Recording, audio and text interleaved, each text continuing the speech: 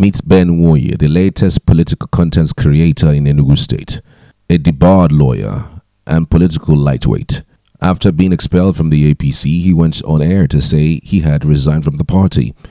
Since he's no longer a working tool for his sponsors, he has resurfaced again just like a market woman to trade at the Eke Market Square. This video is an example of his political trading when he went to a PDP rally to sell out his supporters.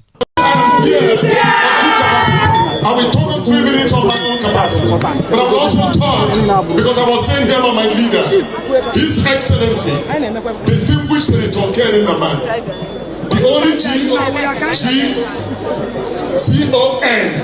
we have in Enugu State. He said I should represent you because we have looked at everything beyond your manifesto, which some of the candidates still don't have. We studied your manifesto, sir. We studied your character. We studied the content of your comportment. We studied the depth of your hands. We looked at your judicial temperament, your ability to lead, sir. And we concluded in that leadership meeting, Your Excellency, that leadership of people in Enugu State should not be by party. Oyega Enugu, Enugu gave off to Oyega Enugu. I'm going APC, but I'm not going to get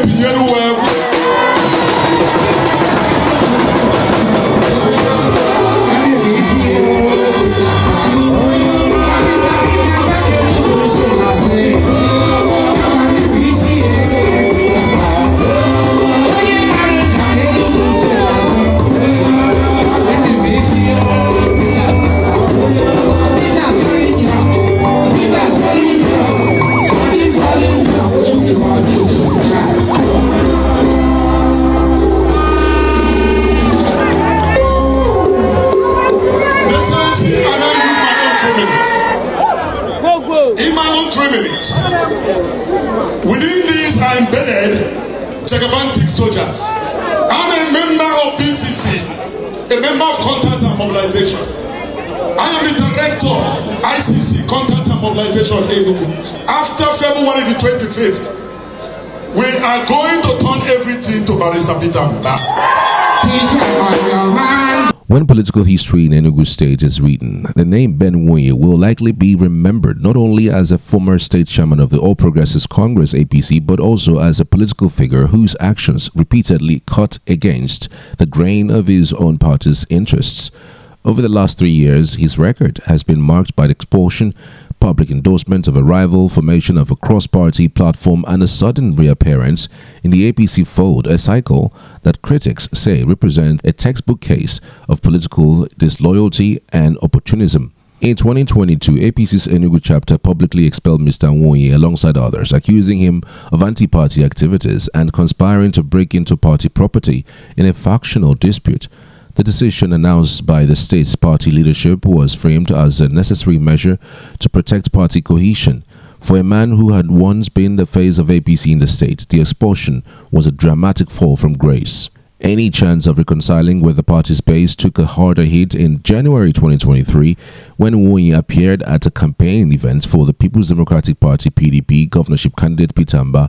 From the stage, he publicly endorsed Obi, describing him as the best choice for Enugu. To APC loyalists, this was not mere dissent. It was outright sabotage. The endorsements came in the heat of the campaign season when every public defection of a prominent figure was ammunition for the rival party. For the APC already struggling with internal rifts, it was a political gut punch.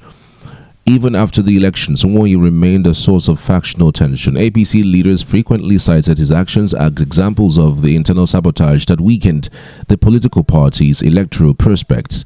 In public statements, the state leadership reinforced that his expulsion was not arbitrary but the consequence of repeated breaches of party discipline.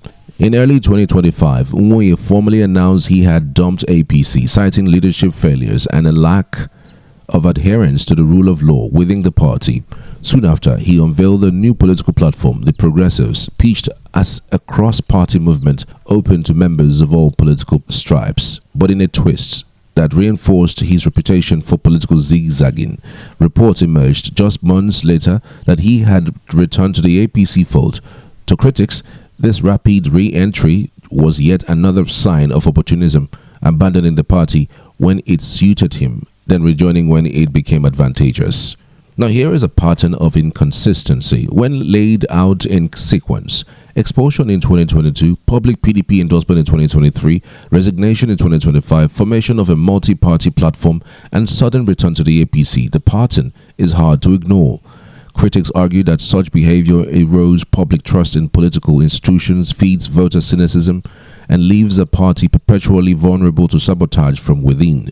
They also point out that whatever Nwoye's stated reasons, his actions have had concrete negative impacts on APC's image and electoral performance in Enugu.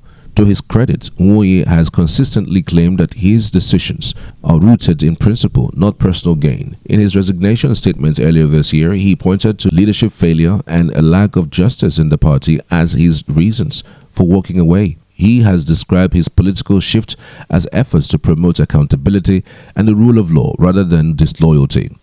Yet the contradiction between those stated the ideals and the political reality, publicly supporting a rival in the major election before later returning to the same party, remains difficult to reconcile for many observers. Whatever the motivations, the political cost to APC has been real. Public spats, high-profile expulsions, and defections by figures like Nwoye have provided ready fodder for the PDP and other rivals. In the zero-sum world of Nigerian state politics, the enemy within can often be more damaging than the opponents across the aisle. As the 2027 elections loom, the questions for APC in Enugu is whether it has learned to guard against such internal subversion, or whether figures like Nwoye will again find ways to pull the party off course.